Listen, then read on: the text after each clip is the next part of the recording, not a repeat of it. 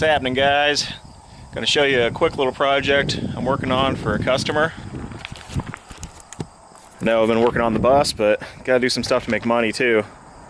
So, a friend of mine brought me this trailer, and we're going to outfit it with a few items. He takes it out west to Colorado to go hunting, and he has a rooftop tent, so he wants to be able to mount the tent up on this dude and be able to still fit his four-wheeler and all of his gear underneath for the drive out. This box on front, he actually has an AC and heat unit that he ducks up into the tent. It's a pretty cool little rig. So, just real quick, going to bend up some tube and build him a rack. He wants to be able to haul some accessories on it too, like shovel and some max tracks and stuff like that. And then he asked me to add a hook on the front so he can winch his wheeler up in.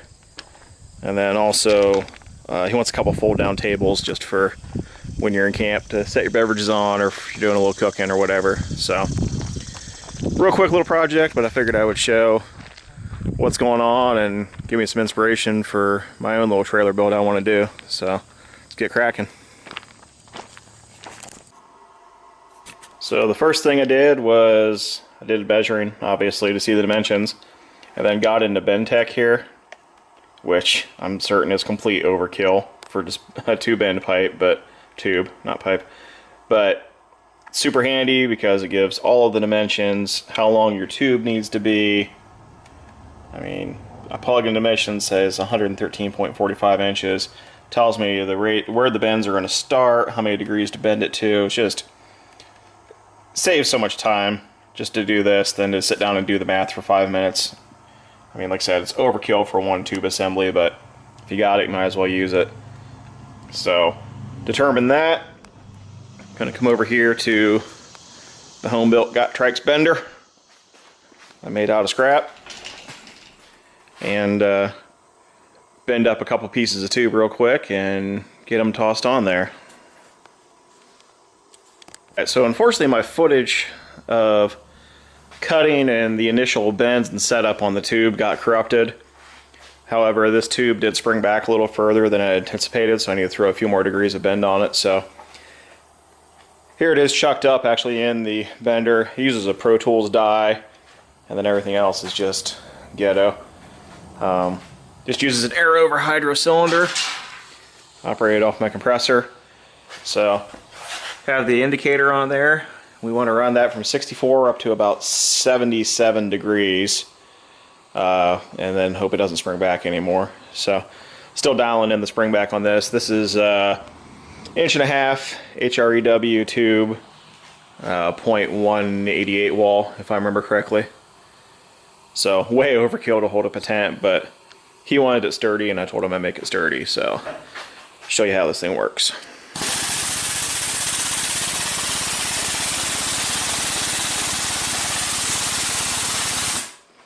Helps if you tighten up the release, I guess. There we go. Now, I'll show you how this thing works.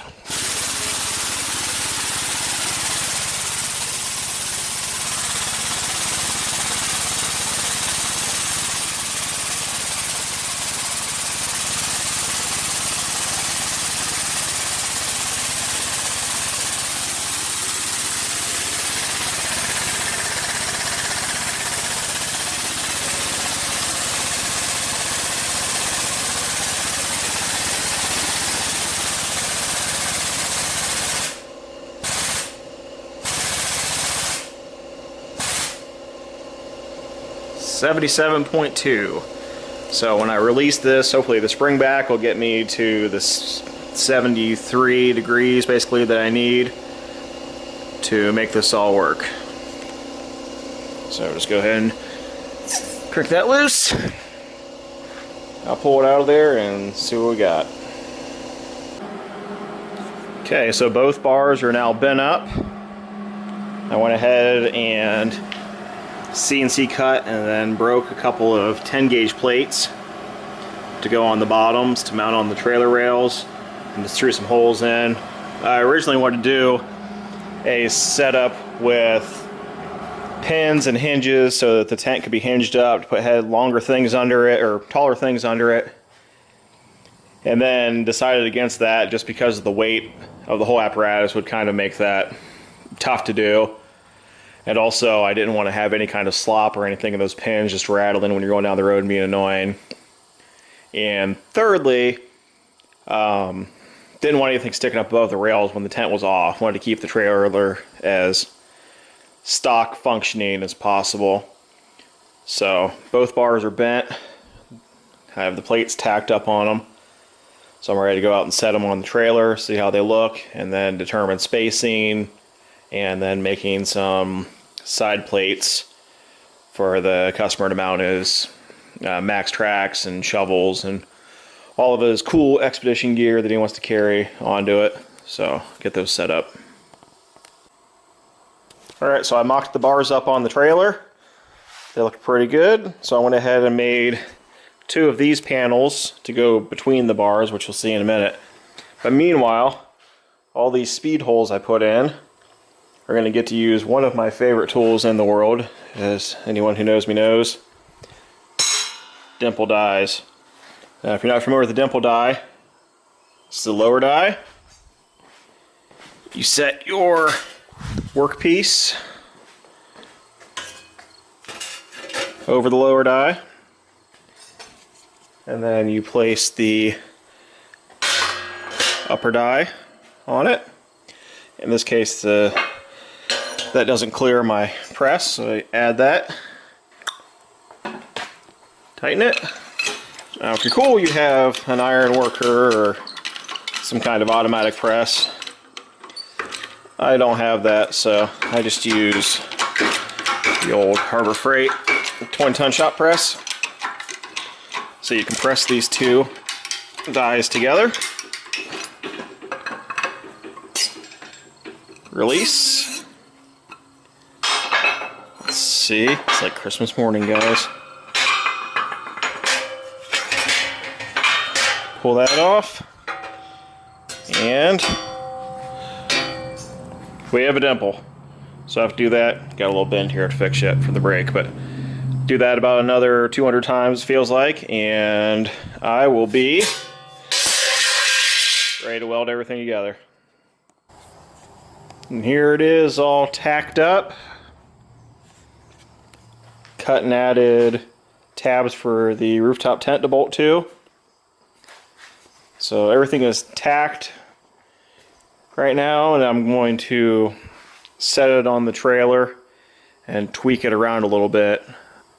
The trailer is factory built by a small fab shop for a trailer dealer here, and is not 100% square, so I left my feet that go on the trailer just lightly tacked right now, and I'm going to get it on and kind of bolt it down and ratchet strap stuff around, and then final weld everything with it actually bolted the trailer so that it fits nice and looks right and doesn't look like there's gaps and spaces and like some kind of hillbilly. I mean, a hillbilly did build it, but I don't want it to look like a hillbilly built it at least. So there's the main structure of the tent rack. Alright, so like I said, he wants a couple of shelves on the side, as mentioned here.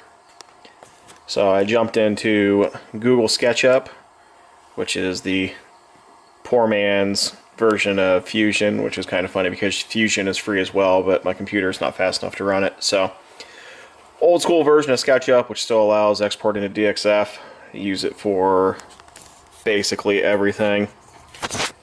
So, drew up the table because, as we all know, with CNC cutting, you just push a button and things magically appear. So I drew it up, sent it to my post processor, sent it to my cutter, and load it up. Ground's on. Let's hit start and get this thing rolling.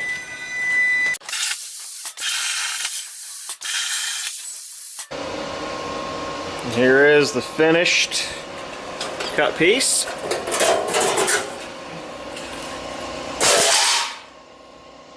Would have sweet if that was in focus, but whatever. So here it is. Now to get it ready to be a table.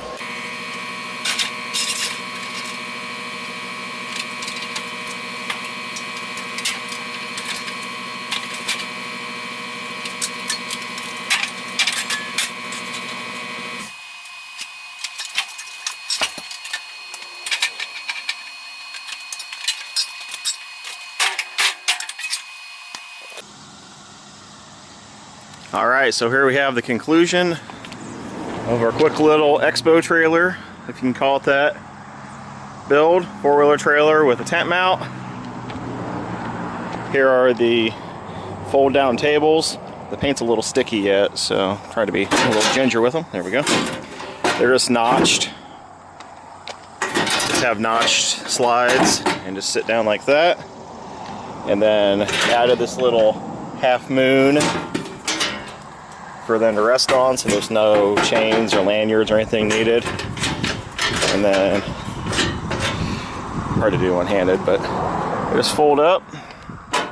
Then we have this little latch, spring-loaded, so you don't have any pins or anything loose, and that keeps everything retained in one place. So stop it from rattling, not gonna make any noise going down the road. So added one on the opposite side too. So when they're pinned up, you really have no idea they're there. There's the bracket that they sit on when they fold down. So, and then the rack, of course, nothing too special. A couple pieces of bent up tube. I did add some tabs up top for the tent to bolt to. And that's pretty much it. So, thought I would just show a quick little fab job on this. It's not quite as glamorous as building a rock crawler or a buggy or any other number of custom things you see these guys on TV and the internet do, but little jobs like that justify having all this stuff sitting around here. And you know, you do a couple of these jobs and it pays the bills, pays for some new tools. I mean, the same customer, he's brought me a couple of, you know, truck bumpers, and like I said, nothing super glamorous, but gets to pay you to buy new toys. So don't be afraid to take on this stuff and make a little bit of side cash and make things happen. So, all right, man. Thanks for watching, guys. Hope you dig it. Subscribe, like, do all that stuff. Leave a comment. I think I'm going to do another expo trailer build from scratch here soon. Maybe. We'll see if that pans out, but in the works. Building an off-road trailer. So stay tuned if you want to see some more of this fabrication stuff along with all the other crazy junk that we got going on out here. So have a good one, guys.